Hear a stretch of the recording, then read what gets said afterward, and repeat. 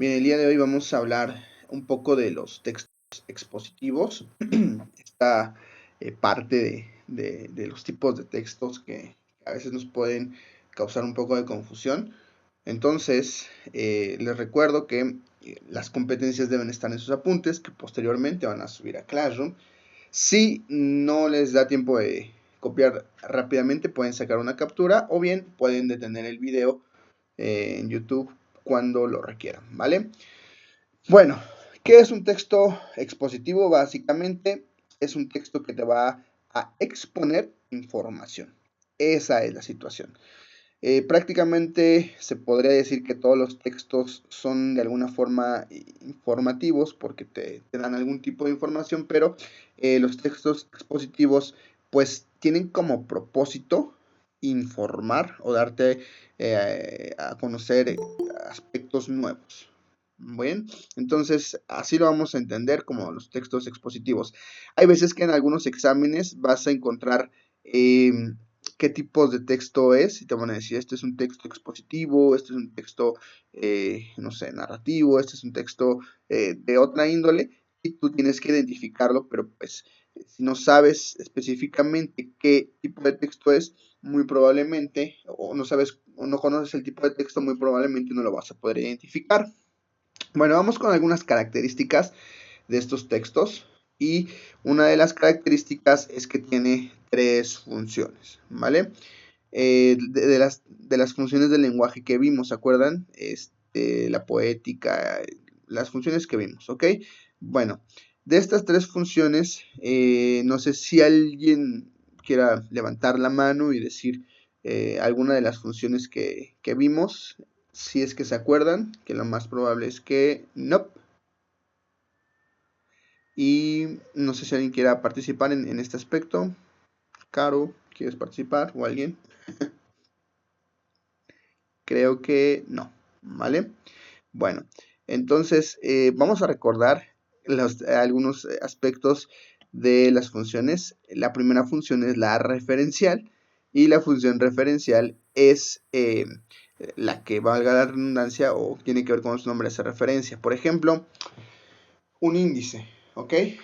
Los índices nos dan referencia y al mismo tiempo pues exponen porque eh, nos dicen, nos proporcionan la información de que en esta página está tal capítulo o eh, tal tema. La función apelativa, la que trata de convencer, por ejemplo, en los libros de historia. Nosotros conocemos la historia de México muchas veces por los libros. A veces podemos identificarla por historias que nos contaron o por videos que vimos, pero la gran mayoría es muy probable que conozca la historia de México por libros y estos libros cumplen una función apelativa. ¿Por qué? Porque te convencen o te convencieron de que así como dice el libro, así es la historia o así fue la historia. Aunque la verdad es que puede ser o puede ser que no haya sido así. La realidad de las cosas es que ninguno de nosotros estuvo en esos momentos y no puede decir, no, estuve ahí presente para estar al 100% seguro de que fueron las cosas detalladamente. Por eso es que estos libros o estos textos tienen la función apelativa porque nos han convencido de el escenario que se vivió durante la historia de tal o cual fecha. Bueno, por último, la tercera función que cumple este tipo de texto, que es el expositivo, es la función metalingüística. Recuerden que la función metalingüística es la función del lenguaje que habla del mismo lenguaje. Por ejemplo, el diccionario nos trae definiciones, pero esas definiciones están en el mismo idioma o en el mismo lenguaje, entonces es el lenguaje hablando del mismo lenguaje. Cuando nosotros vemos una definición de cualquier tipo, estamos hablando del mismo lenguaje, ¿vale? Bueno, estas son algunas características, no es la clase de las funciones porque ya lo vimos. La situación es que también se va a clasificar en tres tipos: los textos históricos, textos periodísticos y textos escolares. Solamente vamos a dar una repasadita porque después vamos a abundar en los textos periodísticos y los escolares en las siguientes clases, ¿vale? Los históricos van a ser referente a un tema histórico, algo que sucedió, a un suceso con anterioridad, a aspectos cronológicos, ¿vale? Por ejemplo, en algunos aspectos podemos identificar las monografías. ¿Qué es una monografía? Bueno, una monografía es un documento que va a hablarnos de algún tema específico. En este caso estamos hablando de temas históricos, pues nos puede hablar de algún tema histórico, de algún tema que se pueda abundar o pueda haber diferentes subtemas. Por ejemplo, si yo hablo de la Revolución Mexicana, podemos identificar que podemos hablar de diferentes aspectos que sucedieron en la Revolución Mexicana.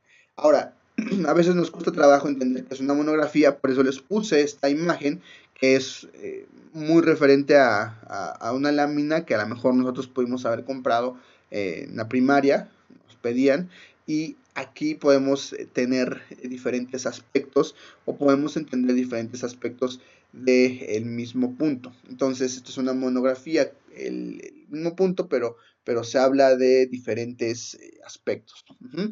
Puede ser de cualquier tipo, ¿ok? O sea, puedes encontrar en internet barbaridades como esta y pues se podrían clasificar también como monografías.